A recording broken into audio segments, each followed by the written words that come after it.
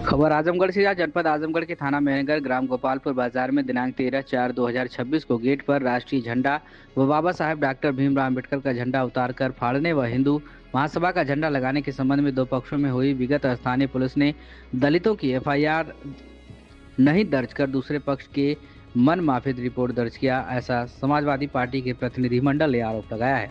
सपा का प्रतिनिधिमंडल वरिष्ठ पुलिस अधीक्षक से मिलकर दलितों की एफआईआर दर्ज करने के संबंध में प्रार्थना पत्र दिए और कार्रवाई करने की मांग की। प्रतिनिधिमंडल में हवलदार यादव, जिला अध्यक्ष समाजवादी पार्टी, विधायकगढ़ डॉक्टर संग्राम यादव, नफीस अहमद, अखिलेश यादव, पूजा सरोज, अनुसूचित जाति प्रकोष्ठ के राष्ट्रीय सचिव अजीत राव, धर्मेंद्र चौहान, एडवोकेट उमेश सरोज आदि थे। एसपी ने न्याय दिलाने का भरोसा दिलाया।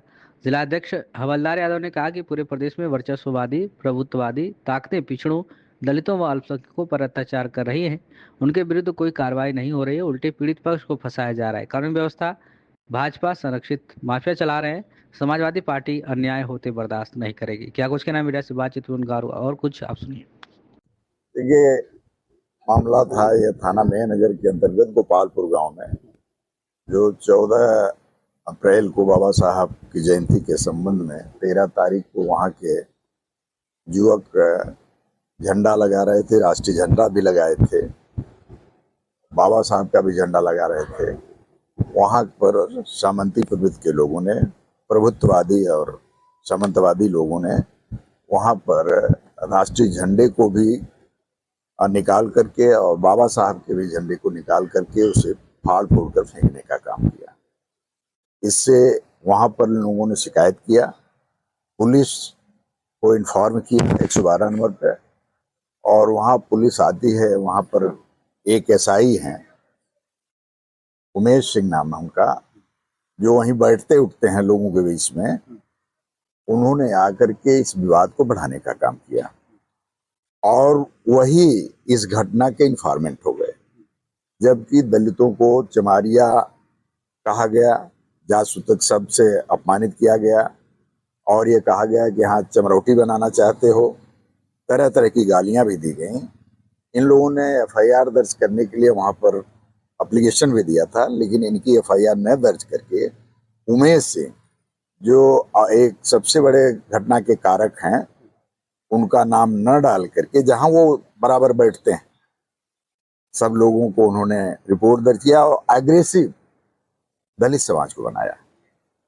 उन लोगों को नहीं, जिन लोगों ने घटना करने में लोगों को मारा पीटा, लाठी डंडा उन लोगों के हाथ में था, उन लोगों को ना बना करके एग्रेसिव दलित समाज के लोगों को ही बनाया। इस बात का हम लोग एसपी साहब से कहने आए थे कि पहले तो इनकी रिपोर्ट दर्ज हो। इन्फॉर्मेंट उमेश सिंह वह दूसरे पक्ष से मिला हुआ है।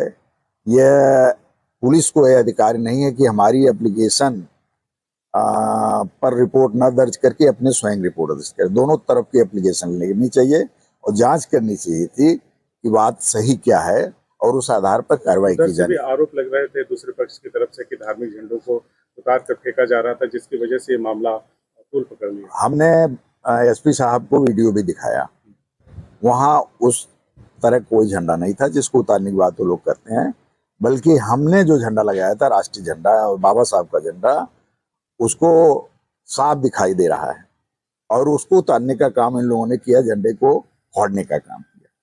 ये बात बिल्कुल उसमें जो एसआई था उसी की साजिश के चलते वहां पर इन लोगों की एफआईआर नहीं दर्ज हुई और हमको वो अग्रेसिव भी बना दिया गया, दलित समाज को अग्रेसिव भी बना दिया गया। इस बात को हम लोग कहने आए थे कि इसकी विवेचना कराई जाए और दलितों की एफआईआर दर्ज की जाए। शिकायत पर एसएसपी ने क्या कहा? उन्होंने कहा कि हम जांच करा करके न्यायोचित कार्रवाई करेंगे। आज जो देश में और समाज में आज तो हम लोग देख रहे हैं इतने इनकाउंटर हुए आजमगढ़ में, हम लोगों ने कभी नहीं कहा कि इनकाउंटर गलत था।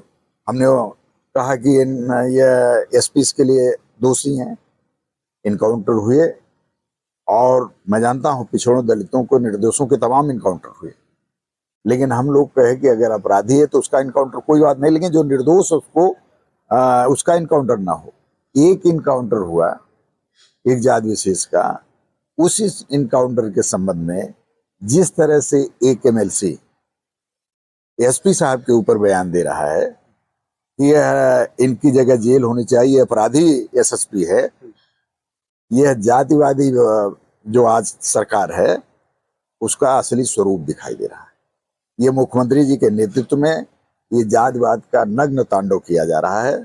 उनके लोग जो भी आरोप लगाते हैं, इस तरह का आरोप मैं समझता हूं उनके खिलाफ मुकदमा दर्ज किया जाना चाहिए। एमएलसी के खिलाफ और क्या, उनके खिलाफ मुकदमा दर्ज हो। तो इसके पहले जब हम लोगों की सरकार थी तो उन्होंने कहा था कि अनिल यादव का आयोग यादव आयोग हो गया।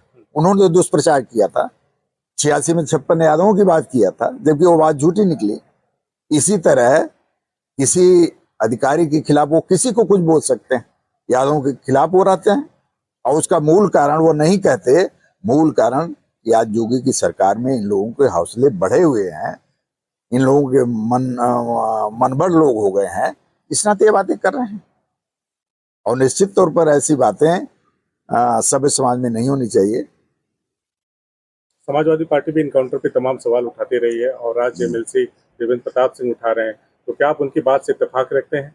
फर्जी इनकाउंटर, देखिए इनकाउंटर तो बहुत फर्जी हुए हैं, बहुत फर्जी हुए हैं, लेकिन ये एमएलसी साहब, क्या नाम उनका है, देवेंद्र प्रताप सिंह, क्यों एक ही इनकाउंटर को फर्जी बता रहे हैं? जनपद में तो हजारों इनकाउंटर हो गए, केवल एक इनकाउंटर को क्यों फर्जी बता रहे हैं?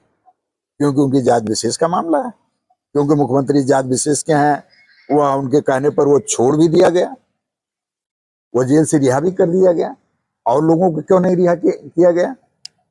तो मूल जो सवाल है यह एमएलसी साहब का, वह क्यों इतनी हमदर्दी उनसे हो गई, और लोगों से क्यों नहीं? और लोग इंसान नहीं है? पिछड़े दलित और मुसलमान इंसान नहीं है? तो ये इनकी जातिवादी जो कल्चर है, जातिवादी जो सोच है, वो अपने आप उजागर हो रही है। अगर जात बिरादरी और धर्म लेकर कार्रवाई हो रही है, इनकाउंटर हो रहे हैं, और सामाजिक न्याय के लिए, सामाजिक न्याय की स्थापना के लिए राष्ट्रीय अध्यक्ष अखिलेश यादव आवाज उठाते रहे हैं, ये देश के लिए कितने खतरनाक अगर इस तरह कार्रवाई। ये तो बात राष्ट्रीय अध्यक्ष जी रोज उठाते हैं, फर्जी इनकाउंटर हो रहे हैं।